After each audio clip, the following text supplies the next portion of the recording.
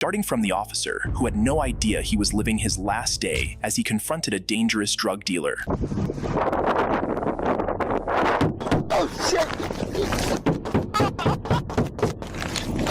On February 4th, 2021, Homeland Security agents targeted Omar Felix, a 39-year-old serial offender and drug trafficker, during a covert operation. The plan was to intercept him on Interstate 10 in New Mexico, but they asked the New Mexico police to conduct the traffic stop. Instead of the assigned officers, a supervisor sent 28-year-old Officer Jarrett Darian, who had no backup, leading to a tragic outcome.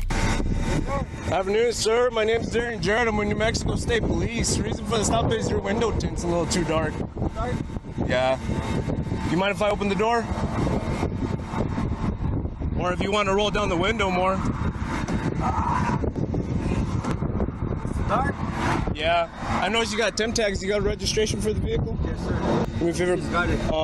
Come with me to my vehicle. That way I can run your name and date of birth, and then that way I could get my return, okay? He attempted to make the encounter appear like a routine traffic stop, but the actual intent of apprehending Cueva is for the illegal substances he was transporting. Meanwhile, several Homeland Security agents were stationed just 250 yards away, observing the situation without intervening as the lone uninformed officer confronted the highly dangerous suspect. While she's sending the pic, let's go so that I can run my checks on you. I got paperwork I gotta do, you know? Hey, real quick. You have a firearm on you? Yeah. No, I see it. Please, do me a favor. You mind if I take it off you for my safety? All right, hold on. All right, let's go to my vehicle, okay? Come on. Oh, shit!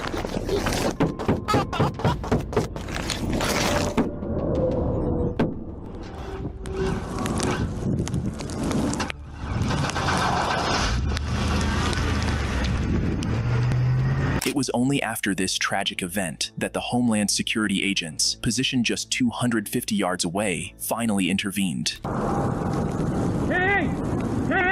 Police! Here to help! Hey!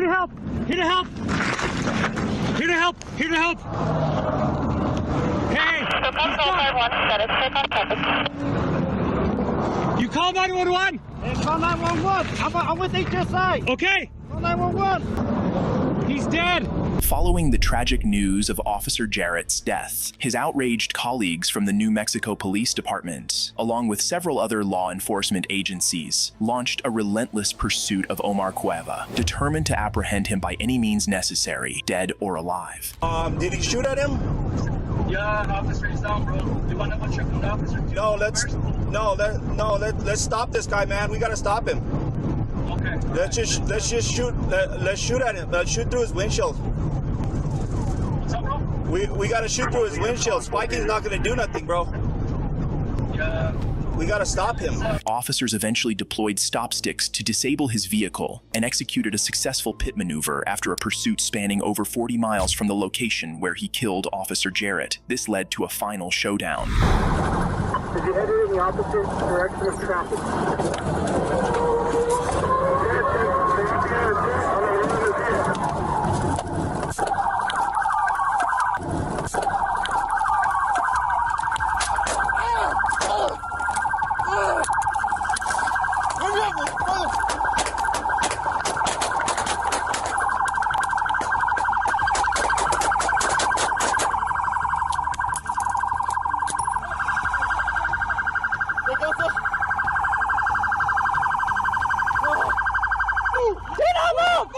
Shots fired.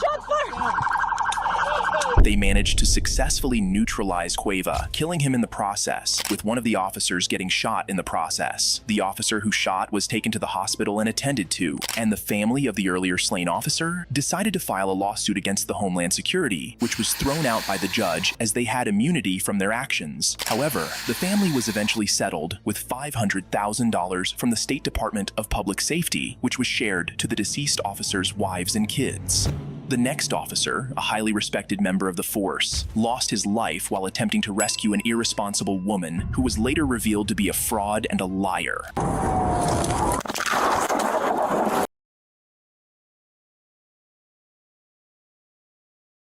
On March 2nd, 2022, Santa Fe police officers responded to a 911 call about a woman who had been kidnapped at knife point and was being held hostage in a white Chevy Malibu. After tracking the vehicle, officers initiated an immediate pursuit, but the driver refused to stop and drove the wrong way on Interstate 95 into oncoming traffic, creating a potentially disastrous situation. And he just turned around. We are now flipping back, headed back onto I-25, and now we're headed back into Santa Fe. Light traffic, speed still at 90.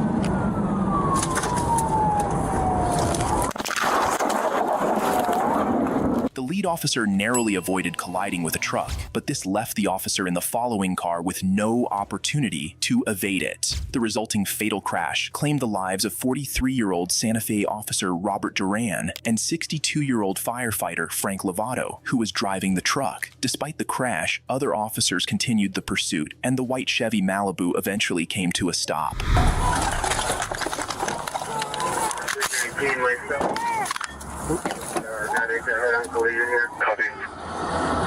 How you guys doing for? I got the female coming back to me right now. Probably one other hand. A woman eventually emerged from the vehicle, claiming she was the one who had been kidnapped and that the kidnapper had fled into the bushes. While one officer assisted her and others searched the bushes for the suspect, additional officers responded to the crash site. There, the first officer, who had narrowly avoided the crash, was visibly devastated by the tragic fate of his colleague, who had not been as fortunate. Fuck, man, I'm gonna fucking pass out.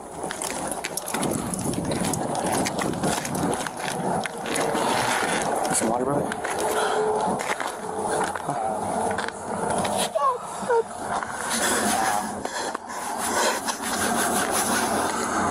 My fucking brother.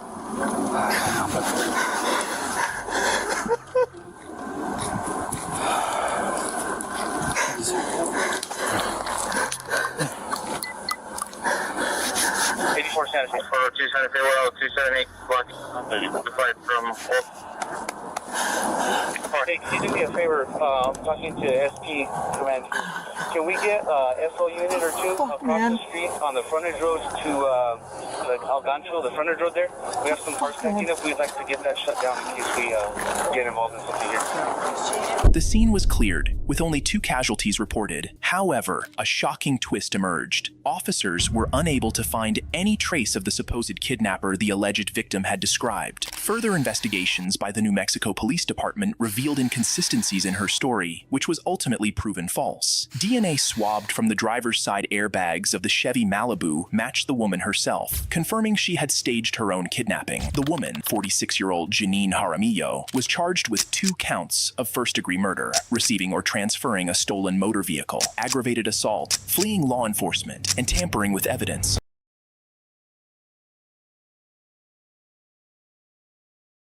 The next officer killed was not involved in the arrest itself, but had simply called for backup to assist the arresting officer, tragically losing his life in the process. On February 8th, 2024, a Blount County Sheriff's deputy pulled over a driver who was traveling in the wrong lane of the road. Do me a favor, brother. Pull into the driveway. That way we're all the way out of the road. Okay? All right, my friend. Now that we're out of the way there. That's all right. My name's Shelby. I work for the Blount County Sheriff's Office. I stopped you not because you were all over the road. Oh, I'm sorry. I didn't notice it. I just put my hair up. Putting your hair up? Yeah. Okay. Have you had anything to drink or anything? Oh, hell no. Okay. No. I'm really just leaving. No, I'm just leaving suburban. Okay. The driver claimed he had briefly driven in the wrong lane because he was fixing his hair, not because he was intoxicated or impaired. However, the deputy took his license and the registration for the vehicle, which the driver claimed belonged to his mother, for verification. Upon returning, the deputy requested to search the car due to the smell of marijuana, at which point the interaction began to escalate. I'm going to tell you this. I am going to have you step out, hang out with me. Step out for what? So I smell weed in the car. Have you ever smoked weed in this car? I don't smoke or nothing. Okay, you don't smoke or nothing? No. Has anybody ever smoked in the car? Nobody. This is Okay. my grandma's car. Okay, That's I got you. bogus, man. Okay, well, I smell it. So what I'm going to do is I'm going to have you step out and hang out with me, okay?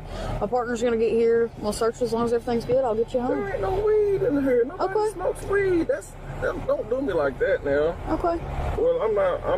I'm refusing to. No, there's no refusing. So when I smell the odor of marijuana, I have probable cause to search the vehicle. I need you to get a So there's- The verbal exchange continued until the officer's partner arrived at the scene, escalating the situation from a heated argument to a physical confrontation. Get out of the car. I'm not. No. You're about to go to jail for refusing. No, you can't do that. You're about to go. You can't do this, man. You can't do this. Get your hands off of me, man. Please. Please get your hands off of me, please. Go ahead. Please. Get out of the car. I'm asking Get you. Get your ass out of the car. Get out of the car now. I'm not doing nothing wrong. Out of the Please. car. Get out of the car, Kenny. Go ahead, hit him. Out of the car. What is this for, man? Get out of the car. What you doing this for? Taser deployed. Out of the car. Get out of the car, I dude. didn't do nothing.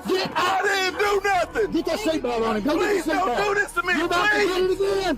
Please. Please. You're about to get it again. Stop. Let me talk to my member. Oh, my God. Get him out. I just got tased. As the officer attempted to use the taser on the suspect again, the driver, having reached his breaking point, decided it was time to fight back.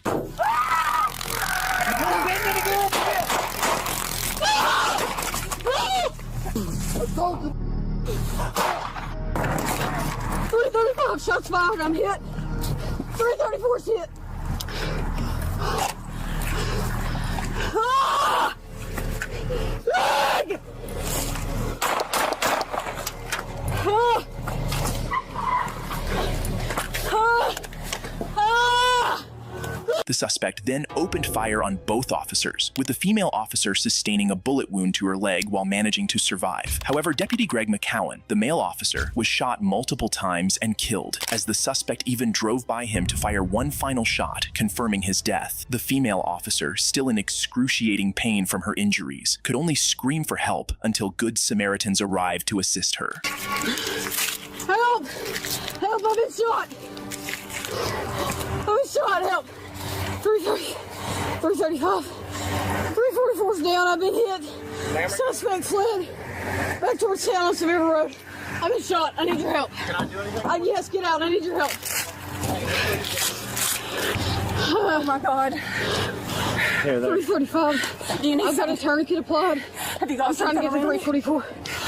So the suspect's gone. He went that way. He went that way. I gotta get to my partner. The female officer desperately wanted to help her partner, but there was nothing she could do, as he was already beyond saving. He's not breathing. Oh, I'm sorry. I'm up here. I'm gonna head back up. Do you think? Is that your only place? Is in the leg? That's all I feel.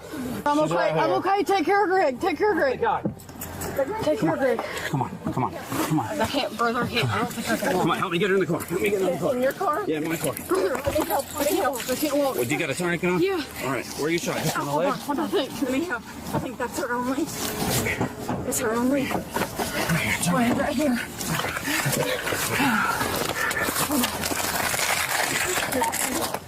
It's gonna hurt. I know. She was taken to the hospital, where she survived the gunshot wound. The city's mayor then announced a $10,000 reward for any information that could lead to the capture of the 42-year-old suspect, Kenneth DeHart. After an intense 5-day manhunt, DeHart was finally located and arrested at an apartment 20 miles from where he had committed the crime.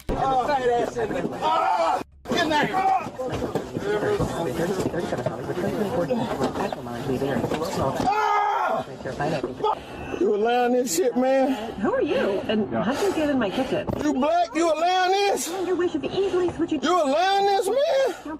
Open that. You black, man, and you love watching this shit.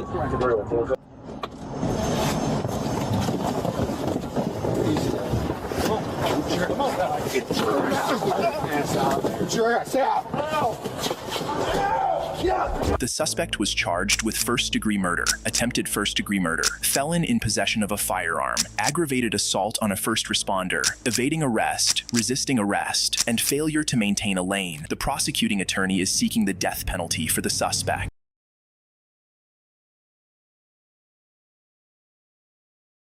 The next officer narrowly escaped death twice while responding to the assailant's house on 2 previous occasions, but was not as fortunate the third time. Doc, can you hear me? Let's go back. Come on. I'm shot in the arm and the leg, Sarge. On New Year's Eve 2017, Douglas County Sheriff's deputies Zach Parrish, Taylor Davis, and 2 other officers responded to the home of Matthew Reel, a veteran, following his request for a restraining order against his roommate. This was their 3rd visit to the residence that night after handling 2 prior complaints. Given Reel's known possession of multiple weapons, his mental health issues, and a history of PTSD, 4 deputies were dispatched to the scene as a precaution. Despite their cautious approach, they were tragically unprepared for what was about to unfold. Hey Matt, it's Zach. What? Can you help me? Yeah, I can. Did you not get that message? Just... Well, I don't think there's anyone else in there. No. We're gonna take him. Or him one. The suspect slammed the door on the officers, prompting them to discuss the possibility of taking him in on mental health grounds. However, as they proceeded with their plan, events took a tragic turn. Sheriff's office! All 4 officers were struck, but 3 managed to escape from the home. Deputy Zach Parrish, however, fell to the ground and was unable to make it out, while other injured officers tried to run away to safety. Bleeding. Where you at? In the chest. Where in the chest? Where in the chest? Stay with me, Polly. Stay with me. Right here. All right, guys. 205 Adam. I'm shot in the chest. Where's my fist? I don't see you, dude. She's inside with them. I'm shot in the arm and the leg, Sarge. Open it. I need a flashlight over here. You're okay. You're okay. I don't see blood. I don't see blood. He's shooting out the window. Get it out of here. This way. Kelly, over here. Over here. On the ground. On the ground. I got you, buddy. I got you. I got you. We don't care about you. I got you, buddy. Right in front of us. Ready? 1, 2, 3. We got you. Backseat of my truck. Let's go. Ready? One's got a chest wound, one shot in the arm. The 3 injured officers were rushed to the hospital, while the remaining police officers regrouped to attempt a rescue for the 4th officer, who was unable to escape. Where I gotta go. Let's put together a rescue team to get that 1 deputy out. Parrish, can you hear me? The suspect's relentless gunfire left the officers unable to breach his door without risking being shot. However, upon discovering that the suspect's gunfire had also injured neighbors in adjacent building complexes, the officers regrouped and prepared to neutralize the threat.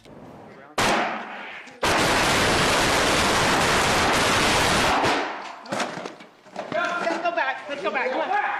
Parrish, can you hear me? No.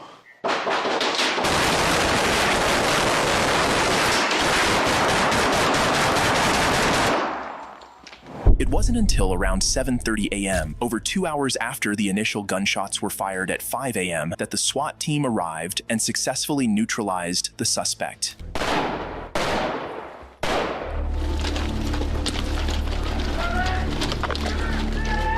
The SWAT team confronted the suspect, ultimately shooting and neutralizing him. With the suspect dead, officers were able to retrieve Deputy Zach Parrish's body from the room. The incident resulted in 2 fatalities, the suspect and Deputy Parrish, while everyone else sustained injuries. So I came out of surgery.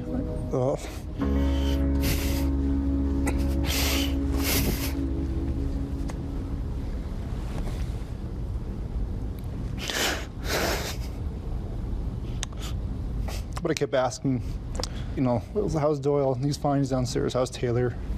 She's fine. And then kind of when I asked about Zach, it kind of, And then finally they told me.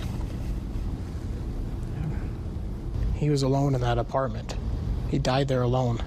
Even though I know I would have been killed, at least he wouldn't have been alone if I would have stayed in there with him. That's what haunts me. A police investigation later revealed that the shooting was not random. The suspect's social media activity showed a long-standing hatred for law enforcement. The incident sparked media backlash, leading to legislative efforts to grant officers the authority to temporarily confiscate firearms from high-risk individuals. However, the proposed law ultimately failed to pass. If you enjoy videos like this, please like, subscribe, and watch this one.